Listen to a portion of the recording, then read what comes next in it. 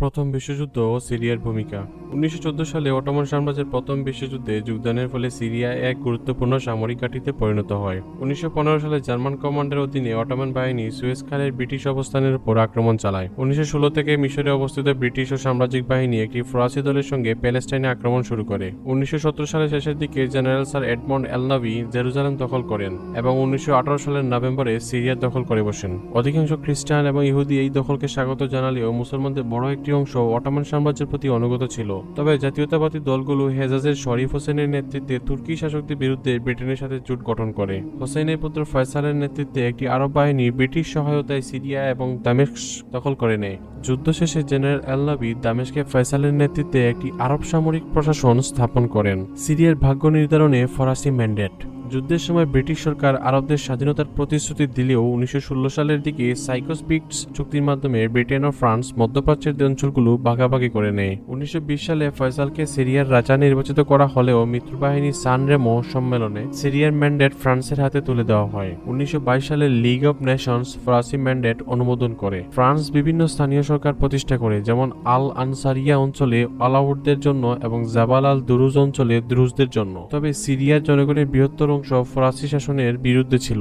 1925 সালে দ্রুজ বিদ্রোহ শুরু হয় এবং দ্রুত জাতীয়তাবাদীদের মধ্যে ছড়িয়ে পড়ে। ফরাসি শাসন বিদ্রোহ দমন করতে সক্ষম হলেও বিদ্রোহীরা সিরিয়ার স্বাধীনতা আন্দোলনকে শক্তিশালী করে তুলতে সক্ষম হয়। দ্বিতীয় বিশ্বযুদ্ধের সময় সিরিয়ার রাজনৈতিক পরিস্থিতি আরও জটিল হয়ে ওঠে। 1940 সালে ফ্রান্স জার্মানির সঙ্গে যুদ্ধবিরতি ঘোষণা করে এবং সিরিয়ায় ব্রিটিশ সরকারের শাসন প্রতিষ্ঠিত হয়। 1941 সালে ব্রিটিশ ও ফ্রি ফরাসি বাহিনী সিরিয়া দখল করে এবং সিরিয়া ও লেবাননের স্বাধীনতা ঘোষণা করে। 1943 সালে অনুষ্ঠিত নির্বাচনে শুকরি আল কোয়াতালি সিরিয়ার প্রেসিডেন্ট নির্বাচিত হন। তবে ফরাসিরা স্থানীয় সশস্ত্র বাহিনীর নিয়ন্ত্রণ হস্তান্তর করতে অস্বীকৃতি জানালে 1945 সালে দামেস্কে উত্তেজনা বৃদ্ধি পায়। ফরাসি বোমাবর্ষণ এবং ব্রিটিশ হস্তক্ষেপের পর 1946 সালে ফরাসি বাহিনী সিরিয়া ছেড়ে চলে যায়। একই বছরে সিরিয়া জাতিসংঘ আরব লীগের সদস্য লাভ করে। স্বাধীনতা পরবর্তী সিরিয়া। 1948 সালে ইসরায়েলের বিরুদ্ধে আরব যুদ্ধগুলোর যুদ্ধের ব্যর্থতা সিরিয়ার জন্য অপমানজনক ছিল। সিরিয়ার সমাজ ছিল জাতিগত, ধর্মীয় এবং সামাজিকভাবে বৈচিত্র্যময়।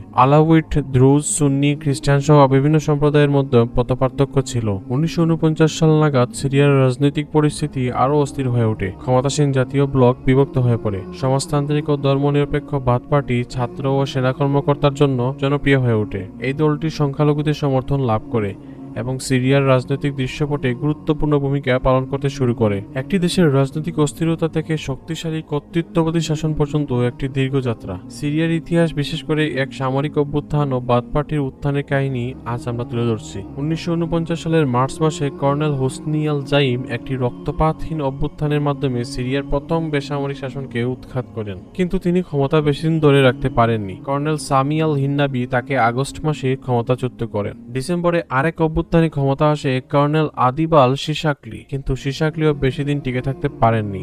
1954 সালের ফেব্রুয়ারিতে সামরিক অভ্যুত্থানের মাধ্যমে তাকে উৎখাত করা হয় এবং সংসদ পুনরুদ্ধার করা হয়। এখানে সংক্ষেপে সেনাবাহিনীর রাজনৈতিক মতাদর্শ এবং বাথিস্ট ও এসএসএনপি অফিসারদের দ্বন্দ্ব দেখানো হয়েছিল। মিশরের সঙ্গে ইউনিয়ন ও তার পরিণতি। প্যান আরব ঐক্য আন্দোলনের প্রতীক হিসেবে সিরিয়া 1958 সালে মিশরের সঙ্গে একত্রিত হয়ে ইউনাইটেড আরব রিপাবলিক গঠন করে, কিন্তু মিশরীয়দের দমনমূলক আচরণ এবং অর্থনৈতিক সংকটের ফলে এই মিলন সিরিয়ানদের জন্য তিক্ত অভিজ্ঞতা হয়ে দাঁড়ায়। 1961 সালে সিরিয়ার সেনা কর্মকর্তারা এক অভ্যুত্থানের মাধ্যমে দেশটিকে আবার স্বাধীন রাষ্ট্র হিসেবে ঘোষণা করেন, কিন্তু এই সময় থেকেই দেশটির রাজনৈতিক বিভাজন ও অস্থিরতায় ভুগতে থাকে। 1963 সালে বাথ পার্টির ক্ষমতা দখল করে এবং পুরো সিরিয়ার রাজনীতি তাদের প্রভাবাধীন করে। বাথবাদীরা তাদের নীতির মাধ্যমে মধ্যবিত্ত ও নিম্নবিত্ত শ্রেণীর সমর্থন লাভ করে, কিন্তু দলটি শীঘ্রই অভ্যন্তরীণ বিরোধে জর্জরিত হয়। কিন্তু প্রকৃত ক্ষমতা আসে হাফেজ আল আসাদের হাতে, যিনি 1970 সালে প্রেসিডেন্ট হন। হাফেজ আল আসাদ কর্তৃত্ববাদী শাসনের মাধ্যমে সিরিয়ার স্থিতিশীলতা প্রতিষ্ঠিত করেন। তার সময়ে দেশটি ভূমি সংস্কার, শিক্ষা এবং সামরিক শক্তি বৃদ্ধির ক্ষেত্রে সাফল্য অর্জন করে। তবে 1982 সালে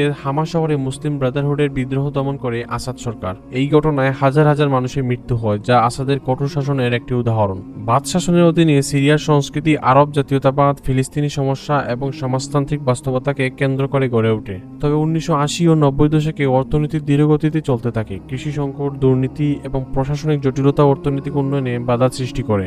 সিরিয়ার ইতিহাস কেবল অভ্যুত্থান এবং ক্ষমতার লড়াইয়ের কাহিনী নয়, এটি একটি জাতির পুনর্গঠনের গল্প। ক্ষমতা, নীতি এবং জনসাধারণের আকাঙ্ক্ষার দ্বন্দ্ব এই ইতিহাসকে সমৃদ্ধ করেছে। বিশ্বের ইতিহাসে সিরিয়া একটি গুরুত্বপূর্ণ ভূমিকায় অবস্থান করছে। 1990 সাল থেকে দেশটি বিভিন্ন বিদেশি নিযুক্তি এবং অভ্যন্তরীণ পরিবর্তনের সাক্ষী হয়েছে। আজ আমরা সিরিয়ার এই যাত্রার গল্পগুলোই আপনাদের সামনে তুলে ধরলাম। সিরিয়ার ইতিহাস সম্পর্কে আরো জানতে আমাদের চ্যানেলে সাবস্ক্রাইব করুন এবং আপনাদের মতামত কমেন্টে জানাতে ভুলবেন না। সেই পর্যন্ত ভালো থাকুন। পরবর্তী ভিডিও আসার আগ পর্যন্ত ভালো থাকুন, সুস্থ থাকুন। আসসালামু আলাইকুম ওয়া রাহমাতুল্লাহ।